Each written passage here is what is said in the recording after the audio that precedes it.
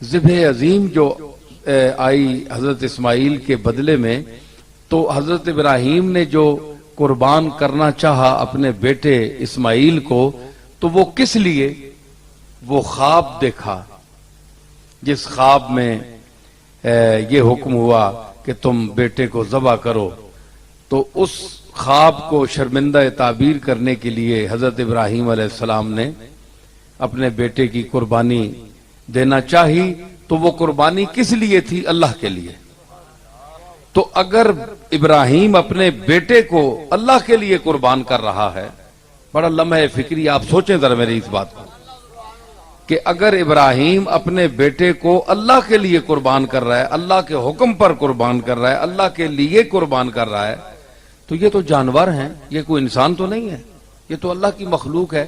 تو جس نے جان دی ہے، جس نے ایک جاندار کو جان دی ہے، اسی پر، اس جاندار پر اسی کا حق ہے کہ وہ اس کی جان اسی کے نام پر نکالی جائے۔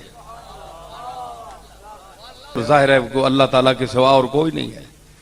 تو جس نے جان دی ہے اسی کا حق ہے کہ اس کے نام پر اس کی جان لی جائے۔ وہی جانور جو ہندو نے، کسی اور مذہب نے بھینٹ چڑھایا ہے ایک بت کے لیے،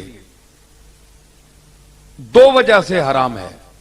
ایک اس وجہ سے کہ اس پر اس ذات کا ذبح کے وقت نام نہیں لیا گیا جس نے اس کو جان عطا فرمائی تھی،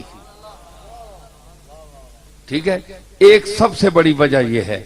دوسری وجہ یہ ہے کہ وہ غیر اللہ کا قرب حاصل کرنے کے لیے انہوں نے یعنی بھینٹ چڑھایا، جبکہ انسان اللہ کے علاوہ وہ بھی اس مقام کا حامل نہیں ہے، چاہے وہ کسی مقام کا بھی انسان ہو، کہ وہ تقرب کے لیے کوئی اس کے پاس یا اس کے آستانے یا اس کی قبر پر جا کر کوئی جانور ذبح کرے اور اس کا قرب ڈھونڈے کہ داتا صاحب مجھ پر خوش ہو جائیں، داتا صاحب کا قرب حاصل ہو جائے، خواجہ غریب نواز کا، غوث پاک کا قرب حاصل کر لوں، تو وہ جانور حرام ہے۔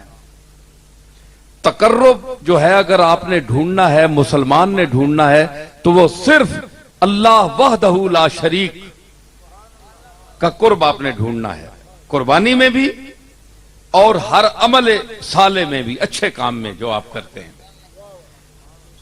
اور وہ کیوں حرام ہوا؟ اس لیے کہ جس نے جان دی تھی اس کا نام نہیں لیا ذبح کے وقت۔ تو ذبح کے وقت نام لینے سے اس کا جسم پاک ہو جاتا ہے، اراقۃ الدم، اس کا خون جو بہتا ہے وہ گوشت اس کا حلال ہو جاتا ہے، پاک ہو جاتا ہے۔ کیوں؟ کہ جس نے اسے جان دی تھی اس کے نام پر اس نے جان دی۔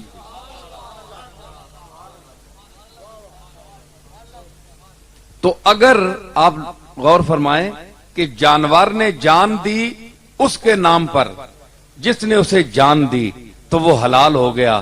تو اسی لیے آپ غور فرمائیں تو یہ مسئلہ آپ کے سامنے واضح اور اظہر من الشمس ہوگا کہ صرف بھینٹ چڑھانے سے، جس طرح دوسرے مذاہب ہندو بھینٹ چڑھاتے ہیں، بھینٹ چڑھانا کیا ہوتا ہے؟ بھینٹ چڑھانا یہ ہوتا ہے کہ اس کو استان بھی کہتے ہیں، اور بھینٹ چڑھانا وہاں جا کر بت کے سامنے ایک پتھر رکھا ہوتا ہے، اس پر وہ جا کر اس کو جھٹکا دے کر اس بت کے سامنے اس جانور کو پھینک دیتے ہیں۔ تو یہ ہم بت پر قربان کر رہے ہیں، بت ہمارے ساتھ خوش ہوگا، کہ ہم اس کو بھینٹ چڑھانا کہتے ہیں۔ تو یہ حرام ہے۔ کیوں حرام ہے؟ وہ جانور تو حلال ہے۔ وہی جانور جو ہندو نے، کسی اور مذہب نے بھینٹ چڑھایا ہے ایک بت کے لیے، دو وجہ سے حرام ہے۔ ایک اس وجہ سے کہ اس پر اس ذات کا ذبح کے وقت نام نہیں لیا گیا جس نے اس کو جان عطا فرمائی تھی، ٹھیک ہے؟ ایک سب سے بڑی وجہ یہ ہے۔ دوسری وجہ یہ ہے کہ وہ غیر اللہ کا قرب حاصل کرنے کے لیے انہوں نے یعنی بھیڑ چڑھایا، جبکہ انسان اللہ کے علاوہ وہ بھی اس مقام کا حامل نہیں ہے، چاہے وہ کسی مقام کا بھی انسان